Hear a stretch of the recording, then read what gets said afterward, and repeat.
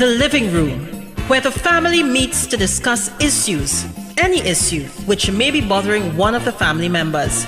That's what we do each and every Tuesday on WAC 90.1 FM with Ricardo Mitchell and DJ Aaron 868.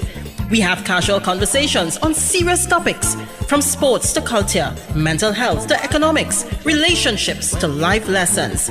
Join us each and every Tuesday from 7 to 8 p.m. on WAC 90.1 FM. The Living Room, casual conversations on serious topics.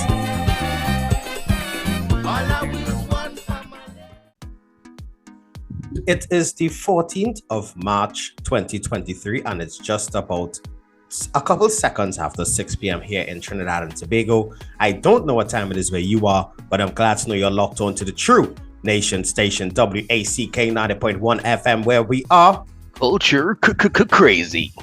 First and foremost, let's kick this off as we always do. All right. Must give thanks and praises to the Almighty for granting us the gift of life and seeing another day. No matter what time of day it is, you must always give thanks. Secondly, we say thank you to those that went before us. And we are not just talking about our ancestors, the original inhabitants of Trinidad and Tobago, because we all know, accept, reiterate, we just say it with the chest, and even if we feel like our heart stop, we just still say it with pride, that Columbus slide. But we also say thank you to our brother in music, Tony Prescott, where the P this week stands for. Preservation, man. Preservation. Something West Indies need to start to do. Preserve some wickets. Yeah, boy. Well, that's why the P wasn't for partnership this week. But Iran, just an observation. Don't we have Mr. Desmond in the afternoon as well with Tony P? No. On a Monday and Tuesday, Tony's by himself. Oh, okay. So that is why Tony works the afternoon and then Desmond comes in after. All right. Nice one. Right. Teamwork makes the dream work. Something like that. Yeah, man.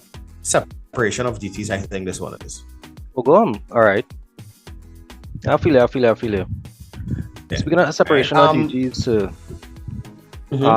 yeah, when you informing me that West Indies playing cricket, please try to avoid doing so for 3-day test matches now. Brother man, there's no such thing as a 3-day test match. Well, there's a 4-day first class match, and then there's a 5-day test match. So West Indies apparently, what it is trying to do is make the 5-day test match into a 3-day thing so they could get 2 days vacation. So it's not a test match, it's a pop quiz. How to be? Because I don't understand how we cannot, for the life of me, make a partnership. Not just as we just like a bunch of 11 sole traders. We can't even make a partnership. All I'm saying is that the numbers looked attainable. No, attainable. I thought our numbers looked abysmal. No, and yeah, well, I mean that too. But what I'm saying is, oh gosh, boy. Anyway, you know what? Whatever. I ain't looking for that smoke this week. Yeah, we ain't going down that road. But since we just touched on sports really quickly, I want to shout out Trinidad and Tobago football team. They beat Jamaica over the weekend, 1-0, and they'll be playing them again tonight at 8 p.m. Oh, excellent stuff, man. Right? Oh, sorry. Yeah. But if you don't know, this is the living room with yours truly, DJ Aaron 868. Remember that culture is my code, alongside my bro with no fro, but a lot of flow. Ricardo Mitchell, the social stage on the local stage. Yes, sure, I see local stage. I thought you was changing that. Yeah, I mean vocal, but I think we in global, you know. Global it is from next week. Appreciate it. You're welcome. Yeah, you have a way with words, you know. Better than your numbers. What? Mr. Man, how are you? That's a real loaded question, honestly. This weekend was a very tough one, to be very honest with the listeners.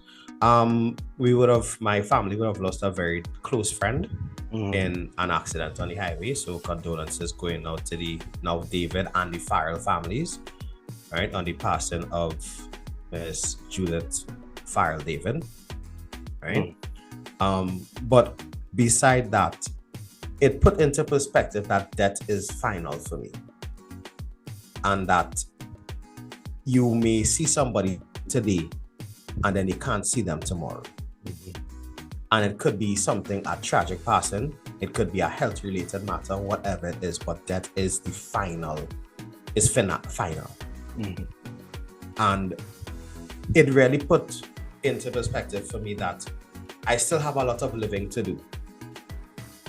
And I need to start to enjoy my life more. It also put into perspective that, A, you're on a tired bird. Carnival took a lot out of you. All right. And for the first time, I'll ever admit my social battery is low. All right. So, welcome to my weekend. life. Yeah, tough weekend. Socially tired, but other than that, I can't complain at all. Right? How are you, Ricardo? Brother man, we'll need a whole extra program to talk about that. But God is good. I could see that. You seen it in my face? I seen it in your face and the background. Yeah. Let's do it. Well, what's going on in my background? It's the front. Yeah. Change is inevitable. Yeah. I want to send happy belated birthday greetings to Miss Vonnet Bigford. Her birthday was on Sunday, and she gave Wait. Vonnet and my aunt Lisa share the same birthday, and the two of them are friends. Lisa's birthday was Sunday. Lisa's birthday was Sunday. My dad's birthday was Friday, and my auntie Debbie's birthday was yesterday. Please, then I would like to extend happy belated birthday greetings to the Williams family as well. And extension, greetings, God bless, and apologies for the late notice. But Vonnet, I didn't know Vonnet and Lisa had the same birthday though. Yeah, man. So birthday twins now is a thing. Yeah. But Vonnet gave us the gift of asking a question. She just asked, "Are you happy?" She just asked the public that, "Are you happy?" Because she was waiting to see the responses. And I backspace about 4 times, physically and mentally, and I realized something. I am grateful. I have peace. I am generally a positive person. But I could not confidently say that I am happy. I experience happiness, but am I happy?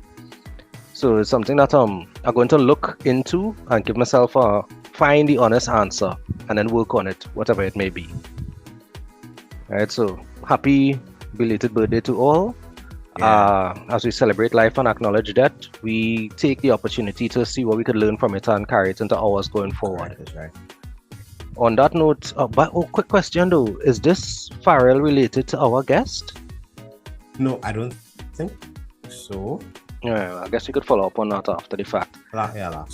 Yeah, but I want to quickly hang my hat on something because I call in West Indies thing my white foot. I want to hang my hat. I don't even count that as anything anymore. That's just the dust on the side of the road now. Wow. So first and foremost, to the security lady, the security guard at Foodie Mart in Marabella/Vista Bella, because that's like literally on the line.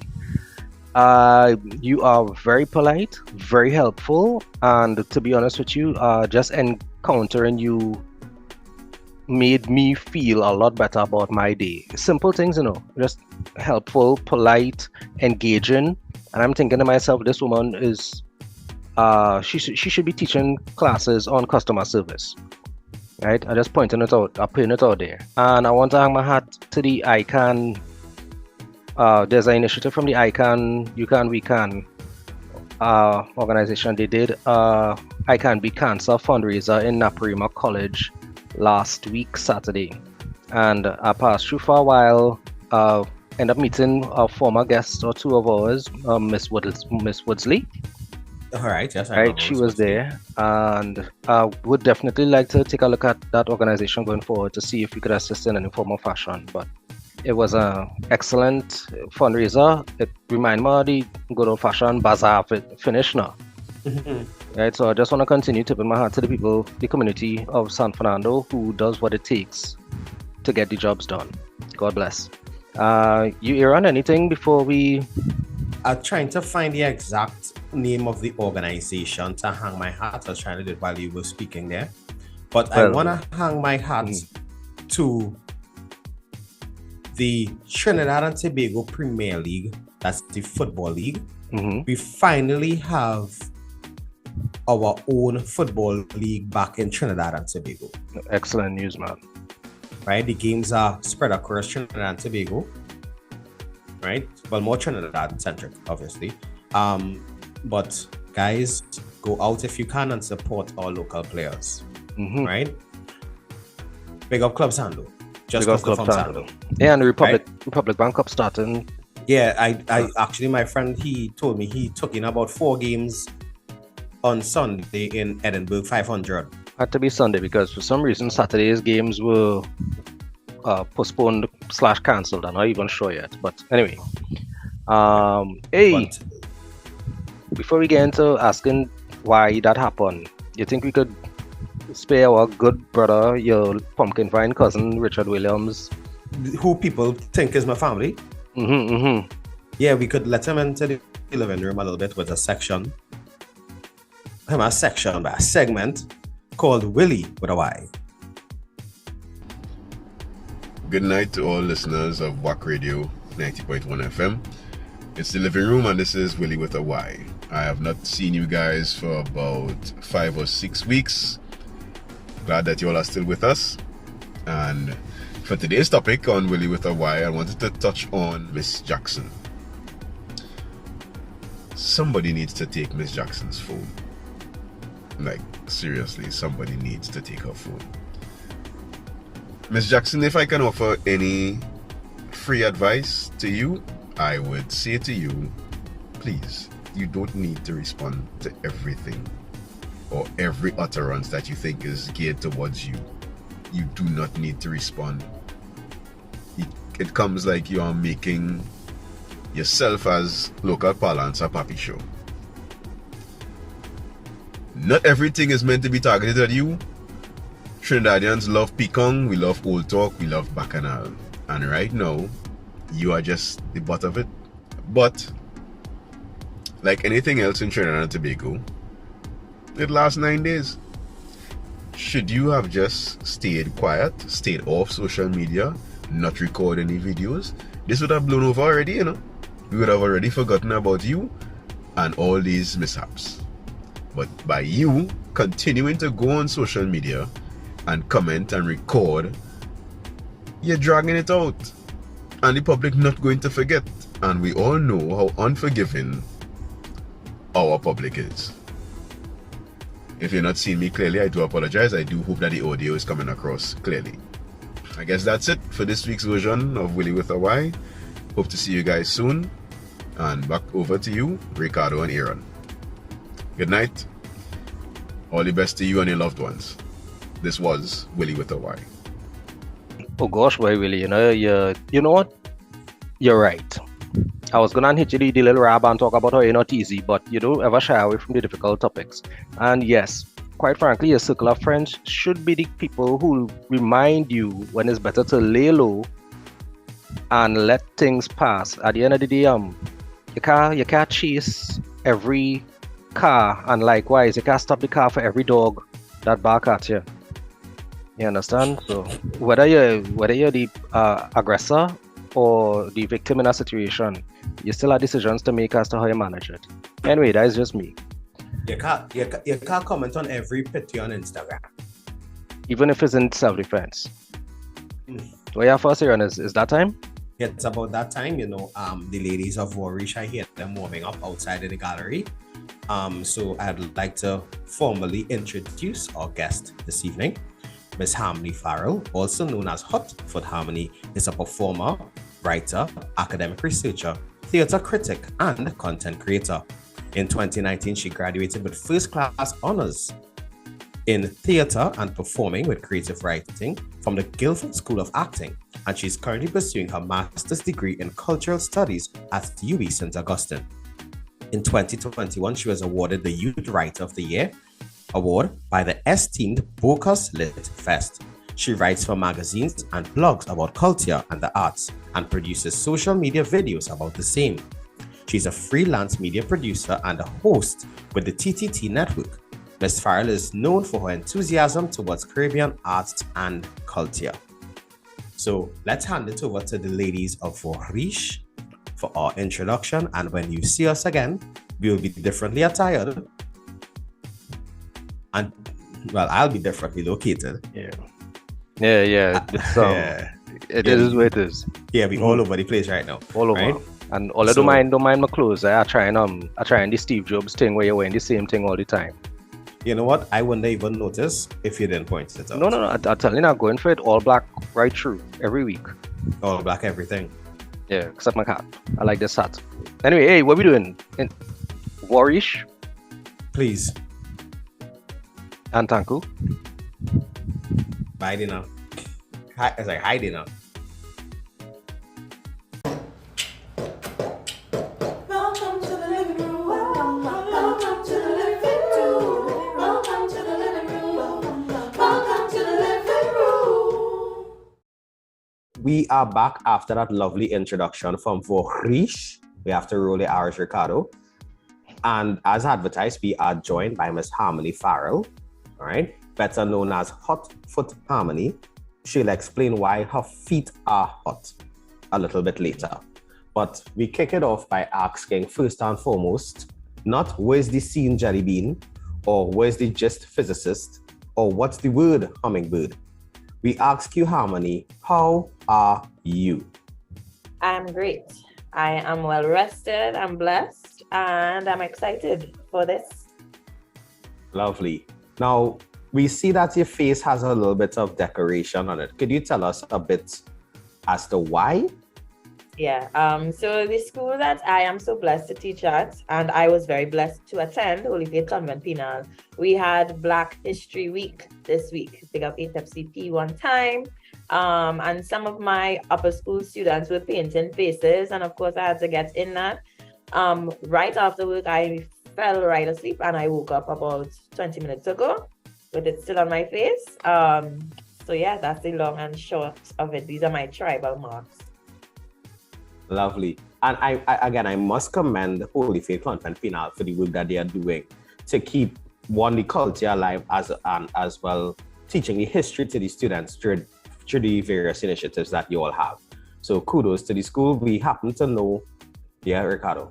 Yeah, no, this was the Afro Day that they did was a part of this. Yes. Entire. Oh, well, that's awesome stuff. I have some goddaughters and such attending, so really? no, they would have done the thing. Yeah. Right. And again, our resident, she in one of the bedrooms upstairs, I'm sure, Miss Jill Valdez. I know she's very actively involved in the Alumni Association of Holy Faith Convent Penal, right? So let's get down to the Harmony. Why are your feet hot? I never said my feet are hot. I said my foot is hot. But you have 2 feet. That's true. That's true. But you know how Trinis are. We singularize things that should be plural, and we pluralize things that should be singular. My foot. This is something that I feel I'm a little bit misunderstood in terms of, and that's my fault for calling myself Hotfoot Harmony, because people tend to associate the hot foot with wanting to go to fets and liming and things like that. In as much as I like to lime, and to some extent I like to fet. For me, the hot foot is about the fact that I'm always somewhere. I'm always somewhere doing something, and mostly they are cultural events. So on Twitter, I'm actually quite known for promoting cultural events that people, because we have a bit of an issue with marketing cultural events locally. So I kind of just put them all in a thread, and I pretends to be shocked. And I kind of guide people as to what there is to do aside from our enormous party and culture. So Hotfoot is about just me being that hummingbird who's always in all the different flowers around the garden, exploring Trinidad and Tobago and the Caribbean and the Bahamas once I get funded. Yeah. Subtle hit, no problem. Now, that's actually really good, and I do follow you on Twitter, and every time I see you post something, one of the cultural events, I do retweet it, because I do think the various cultural organizations of Trinidad and Tobago do need to employ a social media team to ensure that the word gets out there. That is not a subtle hit. I'm going to say no more on that, because there are a few that I can really pinpoint. In particular, And if it comes out in conversation, it does. But I completely 100% agree with you. And not just a social media manager. We also need to put money behind marketing in the same way that we put money behind logistics, we put money behind decorations and hiring ushers and things like that. Putting on sponsored ads on Instagram does not work anymore. On Facebook, you have to follow the algorithms. You have to go where the people are in order to reach them. Because then we complain that the seats are empty and people don't care about the culture. The culture's dying and things like that. But I think there's some collaboration to happen as well between the younger generation and the older generation to figure out why it's so easy to market fets and it's not as easy to market, the cultural events, the grassroots events. But that is a very big topic on its own. One thing I will admit, because I did see you at a couple events this year at the Queen's Park Savannah, and I think I saw you in Skinner Park as well for Fiesta. I'm not too sure. I dropped off Joshua for Fiesta, but I was there physically. Was there anything in Skinner in Queen's Park? Yeah, Panorama. Oh yeah. I was on the ground with TTT for Panorama.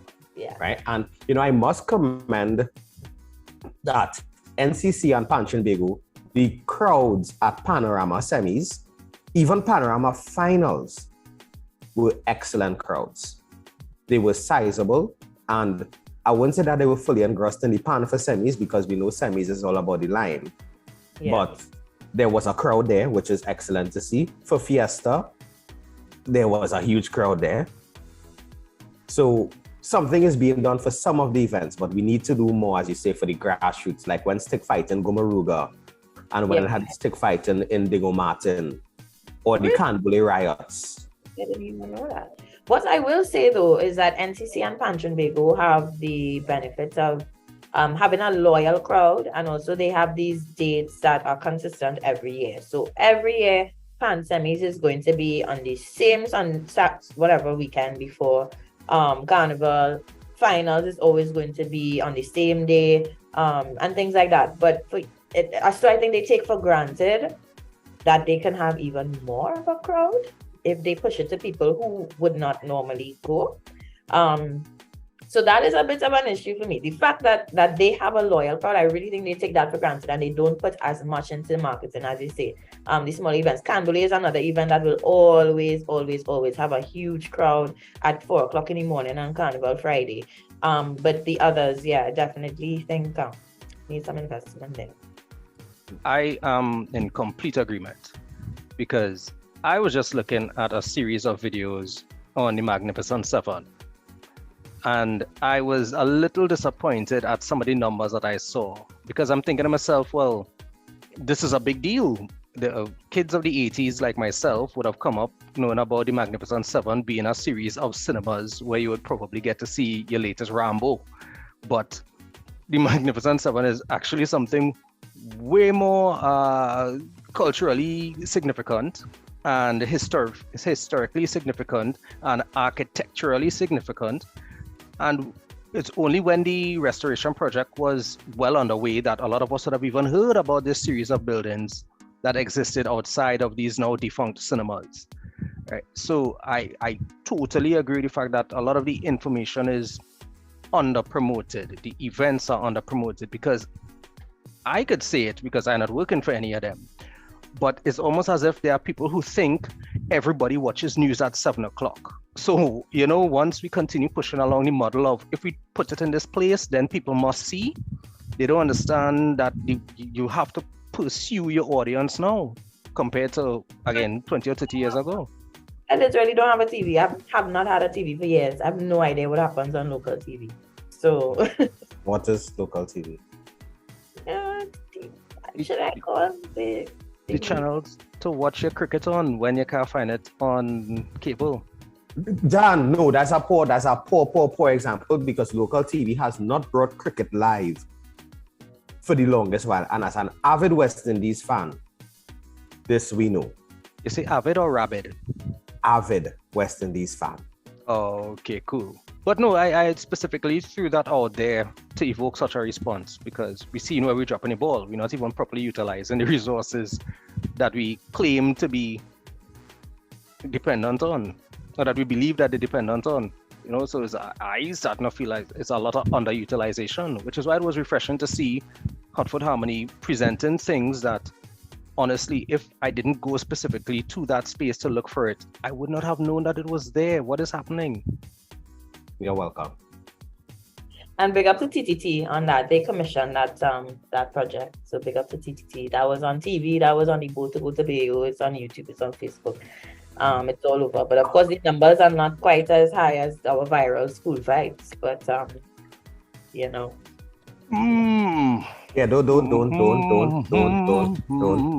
But one thing I must say, and I'm a fan of giving persons flowers while they are around to get it. I must commend TTT on the work that they are doing to get the younger social media influencers or personalities on air to cover such events and such topics. I must commend TTT for that. Yep, to the producers at TTT. There's a young Mr. Christoph Braffett who is now a significant showrunner. Okay. So Harmony, there's something else beside this series that you are known for, right? Spoken word. Okay, cool. That's good to know I still am. When last did you do any spoken word? I do spoken word in very small, minor spaces ever so often, but I unfortunately don't have as much time and opportunity to perform as I did once upon a time when I was really into it, when I was in secondary school in particular. And how did you get involved in spoken word? Simple. When I was in secondary in Holy Faith Convent Penal as a student, the 2 Cents movement were going on their school performance school tour. They came to my school, and I have a thing. Since I'm young, my parents gave me this crazy belief that I could do anything that I want to do. So I saw them performing, and I said, you know what, maybe I could do that. And I joined a workshop that 2 Cents had probably not too long after. Actually, I wrote my first spoken word. It was about a boy when I was in Form 3. And I joined a workshop and I presented it to Darren Sandy, who was at it and still very much leading the charge with the 2 Cents movement. And from there, I did secondary schools, poetry slams. I also taught with 2 Cents. They gave me this beautiful opportunity to go back and forth between Trinidad and Tobago every weekend for about 8 weeks teaching spoken word in Tobago. And then I had a bit of a traumatic experience that sounded a little bit too serious, but I forgot my piece on stage and I got a little bit traumatized and I stopped performing for a few years. And then I jumped back out in the poetry slam in 2021 or 2020. What year are we in? I think 2021. And I haven't gotten back into it since that, unfortunately. But I'm always, in the poetry circles in some way. Although I have a tendency for some out of time and questions. The boy ever hear the spoken word? I don't think so. I don't know. But look, he jump-started my my spoken word career. So big up he was your muse. Yeah, he was my muse. Ricardo, you write a spoken word or two for a girl back in your day? Yeah, well, since you bring it up, when I was in Form 3, I saw a very attractive young lady reading a book, and it was, or writing something, and it was her book of poetry. And within minutes, and by minutes I probably mean like 2 hours, I managed to convince her to let me borrow this book of poetry because I too was a poet and had never written a lick of poetry in my life. So having seen her poetry, I went on to write, I think it was 14 poems over the span of a weekend just to have evidence of my long-running history with poetry. Yeah. So so it turns out that I had something that I was not using. And I was on stage. I used to perform occasionally with one mic with Skeeto and David Hamilton, The Face, Freetown, when Muhammad was just Muhammad, right? There were a couple guys in the mix who used to do the thing, and I was one of the occasional faces who were the Jillian Moore and easy lady. I mean, Akila, and I was around, so I'm not unfamiliar with poetry. Okay. Even though it started, I mean, less than honorably. But speaking of things that we don't use, right? We really have a tough time curating and collecting and gaining access to historical facts in Trinidad and Tobago. Because again, we had to face it. You thought the Magnificent Seven was cinemas. Mm-hmm. For decades. Right. There are people that don't know the history or don't even know that the first capital of Trinidad and Tobago was where, Ricardo? Don't do me that. San Jose, right? Yeah, St. Joseph. Yeah, right. Yeah, no, I'm afraid. Wait, that not standard? No, but there are persons that don't know that because, let's face it, our history is not actively taught in schools. Anymore? I won't say that. I learned that in school. Most people do learn that in school. A lot of people, we have a habit of saying it doesn't teach that in school, but we weren't paying attention in the class when they were teaching that. But I am we. that is a standard part of the curriculum from primary school right up to secondary school. I learned a lot of things in school that I feel a lot of people didn't learn in school. Again, big up to Holy Faith Convent Penal. They laid the foundation for my curiosity and a lot of the knowledge that I actually have that I put in my videos now. Even going up to Form 6 and doing Caribbean studies as a subject is an experience that I think everybody should have. But they do teach that particularly is one of the little nuggets that you definitely get in school. That the first capital was St. Joseph. But I just use that as an example, but that's not really what I was talking about. But then why you use it as an example, Aaron? Because I had to use the easiest reference. You wanted me to go in depth and to figure out. We had to go back to the start of the show and we talk about the fact Columbus lied. So you do your thing, right? But I just want to acknowledge Holy Faith Convent Penal has some amazing teachers, especially when it comes to arts and culture, right? Big up Solange. I mean, what I go do again? Right? What I go do again? As a couple months ago, you all had a steampunk fashion show and that type of thing. So it's interesting to know that the culture that Holy Faith Penal is developing is not just in one particular direction. It is allowing the young ladies to find their voices and express in multiple arenas. So, as the young people used to say, big up you. You still saying it? Just say that, yeah. Yeah, you're in the game. Wow. As you will say. So back to the question at hand. How difficult is it for you, Harmony, to collect and curate the information to do series like the Magnificent Seven or even to pass on knowledge to your students at school?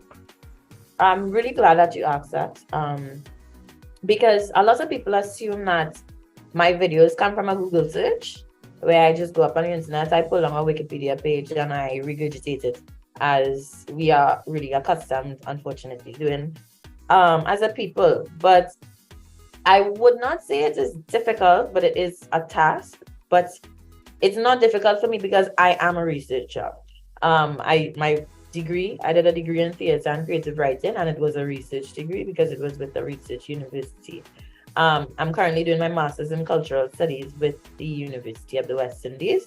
And so I know where to find these things. And I only have access to these things because I have access to people's library logins that I borrow from different universities across the world. Big up to University of Toronto in particular. I just really login on there and finding archives and journals and things like that. So unfortunately, and that's what I think is my unique selling point in my series, that I take things that and I take when I tell you the amount of reading that it takes me to fact check and gather all of the possible information I can for one particular video. That's part of the reason it's so time consuming. But I take all of that, filter out all the fluff, summarize it and present that in a way that I think is digestible for social media. And you know, our social media attention spans, mine personally even, are extremely short. So for the average person, even for somebody who is in university, it would be quite difficult. But because that's what I do as a researcher, a lot of the material I've had before, I had to go and look for extra things, find books, find online resources. But it's not things that are accessible per se to the general public, unfortunately, because academia is something exclusive. As though knowledge should be reserved for a particular people in society. But that's something that I try to counter in my videos, because you really have to care about these things to go through all these things and read them. You really have to care and have the time to do it. You really have to care and have the time to watch my 5-minute video too, but you're more likely to do that than to read a whole journal. Correct. Because if you put me to either watch a short series or read a book, I watch them. Or even better, I listen them. Because I tend to take in a lot of my information while I drive. So I would listen. I love documentaries and I love history. I think I wish I knew how much I loved history when I had the opportunities to study history. It is fascinating stuff. I went on a tour, one of those Know Your Country tours, and we went down the islands and Gasperi Caves and that type of thing. And just the information you would get from trying to figure out the origins of the names of places was so rich and experienced in just that. You know, so I think it's amazing work that you're doing. And I have an idea of how difficult it is because a lot of the local information undocumented. That is something I was about to mention. Like some of the things are things that we have guest lecturers that came into UE, well, online UE, and I took notes or things that I know from working with practitioners and things like that. They're not Googleable facts. So that is another layer that I have sort of jumped over for a while, wanting to archive and document, and using the video formats as a way of archiving and documenting, because there's so much of our history that is just in the oral tradition. And you know, when they say when elders die, a whole library of information dies as well. So yeah, it's a lot of things that I just know because I've heard it, and I've heard it from several people. So that is also part of my research, you know, strategy, asking the masters of the craft and the experts as well. I know, Ricardo, that's one of your biggest peeves in terms of the fact that our history is not centered in one place. You can't go somewhere to find it. You have to go and talk to somebody who knows somebody who knows somebody who knows somebody who might know about the thing that you're asking about.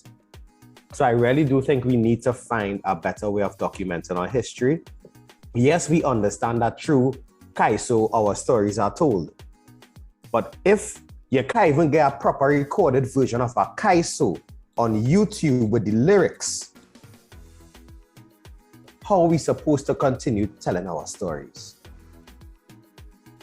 Because for the March Gras, I think I was saying that the first time I could remember Calypsonian singing about maths was chalk, just learn arithmetic. But Tigress told me about some next Kaiso from who years ago that I didn't even know about. And then I had to ask my encyclopedia, my Calypso encyclopedia, Kenny. Well, Kenrick, or whatever name we want to call him today. It's not Kenderson? Kenderson. You have a Kenderson finish. Anyway, sorry, actively listening, go ahead. Yeah. But I had to ask Kenny about it, and then Kenny didn't know, so he had to go and call somebody about it too. And if Kenny don't know about Kaiso, you know, well, yeah. Yeah, and on the topic of being underutilized, just jumping back to that, we have, I think one of our biggest lost opportunities is the University of the West Indies, because we have so many students who year after year, everybody going to, right? Everybody getting a degree, and everybody is doing research at some level. And where does it go? Because we have a throwaway culture when it comes to research. You'll have somebody who's going to do all this research for a project, and they might do their entire project on the teaching of maths through Calypso. and you wouldn't know that it exists because it hasn't been published. There's not a platform for it to be published. It's somewhere on somebody Google Drive somewhere, and they forget that they do it because we are not encouraged to use research to ground anything more than to get a mark and go on to the next course. Even in the cultural studies department, every year that people get in masters and PhDs in cultural studies, and what comes out of there is really groundbreaking research that could even put us to the fore when it comes to international research, going to conferences and things like that, talking about what we have here in Trinidad and Tobago, talking about what we have in the region. And we have a real serious throwaway culture with research, and that bugs me as well. We have a whole institution, you know, that was pivotal in shaping the new Trinbagonian society, and we don't take that research and make it available for people to use and to know. And I find that real sad because I don't like to waste work. You know, I don't like to waste work. And so that's something as well. Yeah. Now, if I could just put an asterisk or an ellipsis in that particular statement, because you know what? That only happens in cultural studies and social sciences and history and that type of thing. Engineering don't have that problem at all, because they will take your project, you will sign a non-disclosure, and then you will see that somebody else has put your project, your research, your work into use absent your compensation. So Yeah. let me just say that we don't do it culturally. So, Yep. so is it safe to say that we don't take the culture seriously? That is a loaded statement. I think we don't take research seriously. Definitely. We definitely don't, because a lot of people don't understand what research is and what it does. We think that research is doing a Google search in order to finish your project about mangroves. But research is supposed to do something, right? The information, you're supposed to be able to take it and build something out of it, right? Or you understand new concepts in different ways, or you document, right? And we as a people, we just don't value research. There's no funding that is put behind it, unfortunately, until you go foreign and you say, I'm from a place called Trinidad and Tobago and we are steel pan. Look, pay me to do research. And you go there and you get a PhD doing research on Trinidad and Tobago in a foreign country, right? And then you come back here and you can't get a job. But I mean, that's a next story.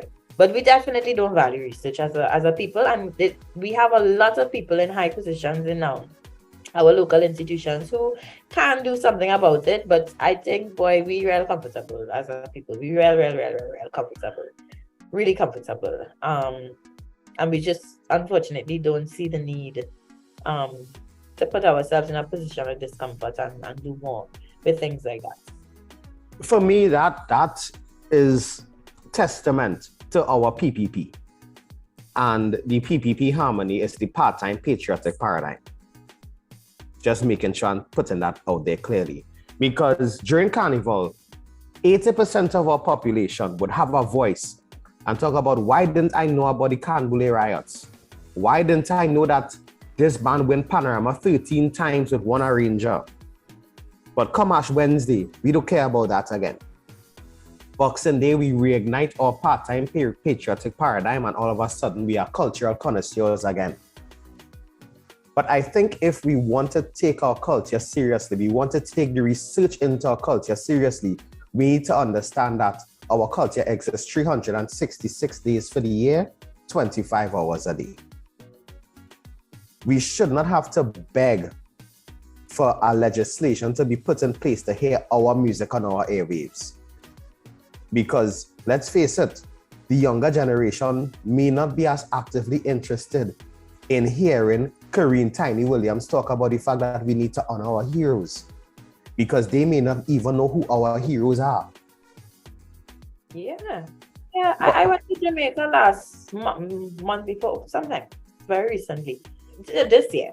If I didn't know all the Jamaican heroes before, I surely know them now, between my trip to the airport, between the airport and the hotel, because they have their heroes everywhere. On every mural, there's a statue for everybody. There's a write-up on everybody.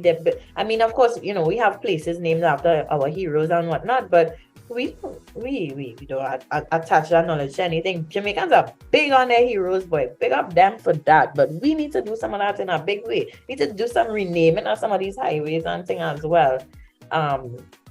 The next topic. I agree. Put a little plaque somewhere of what the name was so that you remember that, you don't want to erase, but we definitely have some correcting to do in terms of. But you know what else I think we should also do? Not give heroes names of streets that the streets are insignificant streets. I mean, like short streets? Or Sprangalang Street, that is the back street behind Skinner Park. Who does pass there? It may be more significant to call Coffee Street Sprangalang Street because you would hear the name being echoed more. Yeah, but it might sound better saying that WAC 90.1 is located on 129C Sprangalang Street. Yeah, but I real people that apply to change their addresses though. It has some logistics behind it that'll make it difficult to hear. Change is difficult, Exactly, Ricardo, and you are one that advocates for change. So exactly. What's going on here? So if I'm pushing back against that idea, is because I understand that change is also incremental. That's one of the challenges that we face. The gatekeepers right now, only relevance is in maintaining the systems as they exist. When you try to make sweeping changes, you're obviously going to meet dramatic resistance because they are protecting, they are validating their presence, their authority. So if we could recognize that change is often best done incrementally, well then at the end of the day, we got to erode the system. When you try to push it down, it'll push back. But that's another talk for another day, and I don't want anybody to say that I'm pushing any kind of radical talk or. But sometimes you have to burn the cane, you have to burn things down. Thank you. You just tell me that, Ricardo. Not on air. You feel I know come out here or what? You feel I know come out here or what? No, but really and truly, guys, this is not the conversation that we would have penned that we wanted to have today. But I think this is a conversation that we needed to have. So Harmony, we'd like to open an invitation to have you back to actually have the conversation that we wanted to have. Sure. Right? But really and truly, there's one more thing I want to ask you, Harmony. Carnival in Trinidad and Tobago, this is totally unscripted here. So right, none of us actually know this question beside me. Carnival in Trinidad and Tobago, what can we do to package it better and sell it? When we start to talk about packaging and selling, I get a headache immediately. Because this is a heavy topic. The concept of cultural tourism troubles me a lot. And I think that it is our ideal, and I don't think that necessarily should be. Package it, and when you say package it and sell it, you mean package it and sell it to locals or foreigners? Or yes, locals. Okay, all right. So I could talk about that. What can we do to better package it and sell it? First of all, I think we need to. Boy, I don't know, boy. It confuses me that we know long in advance. As in, you could go and find out the carnival dates for the next probably 5 and more years. And then it still seems to take us by surprise. For some reason or the other, it's like, oh wait, you mean carnival is next month, it's next week? I think there needs to be a lot more forward thinking when it comes to things. And I'm not talking about selling pet tickets from in September for pet that happening in February and they don't even know where the venue is yet. That's not what I'm talking about. Anyway, I think it's a matter of understanding that I say there's a bit of carnival for everybody. And we are taught, and Joshua was actually complaining about this recently, that Port of Spain, I think it's reasonable that Port of Spain is recognized as the epicenter of carnival. But we look at it as one big overarching thing, and I think that it's an animal with tentacles. It's an octopus. I don't want to call it octopus because I think it has more arms than that. And there's an arm for everybody, but we are sort of channeled into thinking that there is one main arm that we should all shake. I think it's a matter of accepting that there are different layers and levels and pockets and spaces in Carnival. And if you know what each of these pockets and spaces has, you can choose where you want to go instead of putting yourself in the people and them big band. And that's not for you. That pose and thing that frontline business is not for you, right?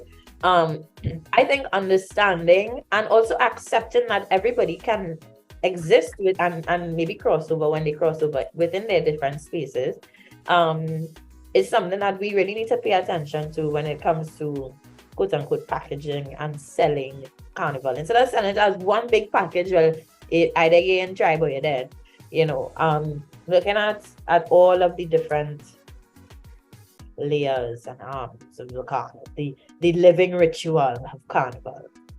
Yeah, because we'll 1 minute say, why don't we package and sell and take tourism to the world and show the world of Trinidad and all these beautiful things, and then when somebody takes an idea and tries to implement it, we suddenly want to fight down the use of certain names and words, etc., when we ain't doing nothing with it here.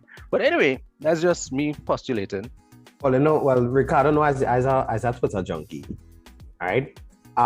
Ash Wednesday or Ash Thursday, I think it was, the Fed promoter in New York would have dropped a date for a Fed called Fed Yard. And persons were in uproar because that was a Fed that we had locally here. And for me, it's just a name. Yeah. We are very gatekeepy as a people. When it reaches to the world, we get very overprotective and defensive. And don't touch my thing. Mm-hmm. Don't touch my juve. It's like you had the good wares in the cupboard, waiting for a special occasion. In the hutch. It's in the hutch. Right, waiting for the special occasion to use it now.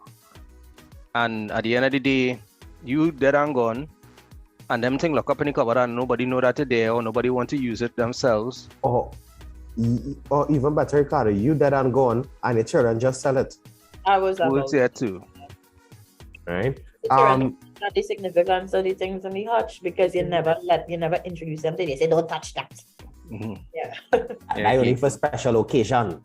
Gatekeepy. I just to use from Ash Wednesday, from Boxing Day to Ash Wednesday. I know we already agreed that we're going to have the actual culture conversation and history conversation going forward, but as we hear now, I'm grateful. Actually, no, we perilously close to 7 o'clock, Ricardo. So this was actually me leading into the wrap up. Thanks for always being so supportive, Aaron. I just wanted to use the P word. I just wanted to use the P word. No clue what I would do without you, But, thank you. Yeah, well, like a small intestine, Anyway, so how many? I don't want to end this thing on a sour note. I'm grateful for the culture conversation that we've started because we want to be more intentional about this particular space. So I definitely see that we're going to have more conversations going forward. We've heard about some of your peeves, we've heard about some of the challenges, but I want to end on a high note. What is your greatest joy in this particular space that you're in? What is the thing that makes you feel like, exhale, this is worth it? For me, and because I'm a theater person, when I see a good piece of local theater where I feel like we tap in, and I am a folk theater girl, I am now accepting that the contemporary is great for the youth, something, but I love a folk theater, love a standpipe drama, love them barricade things.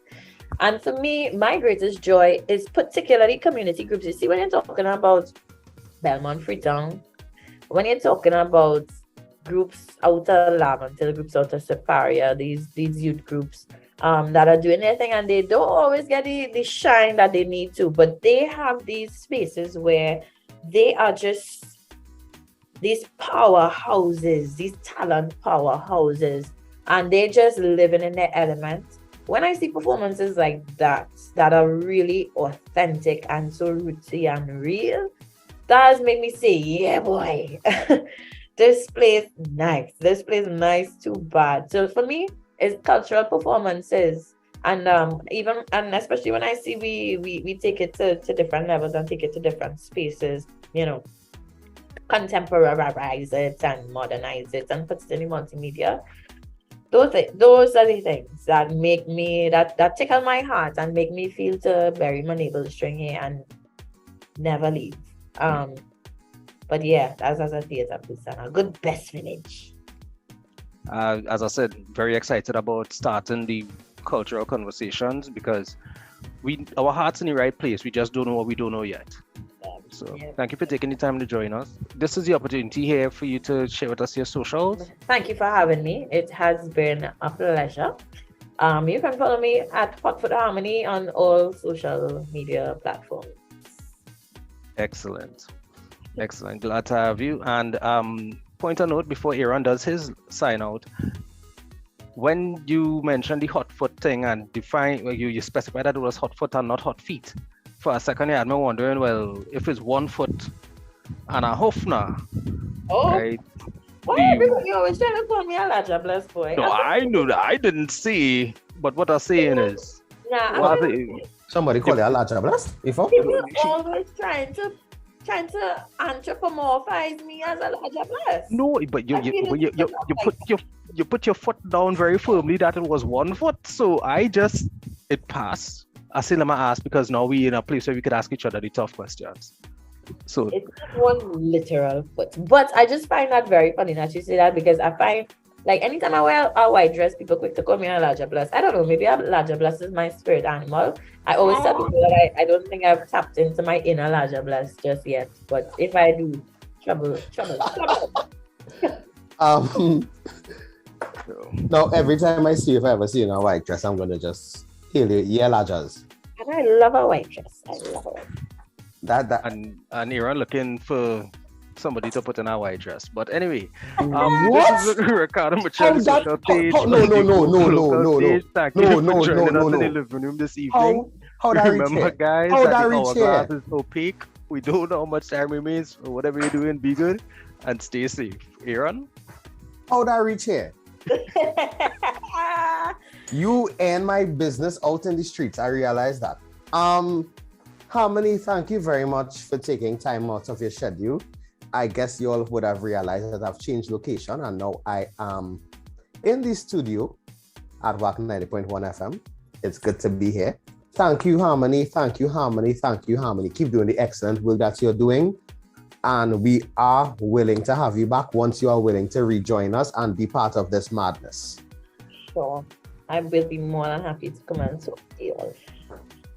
Thank you, Lodgers. I tell you, Nick, I gonna start calling it out from now. As I always end, I tell you all that love is the currency, so spend some today. Let somebody know that you love them, guys. Mr. Desmond, he's up next with the big band. And remember, as I always say, culture is my code. We all, guys, keep it locked.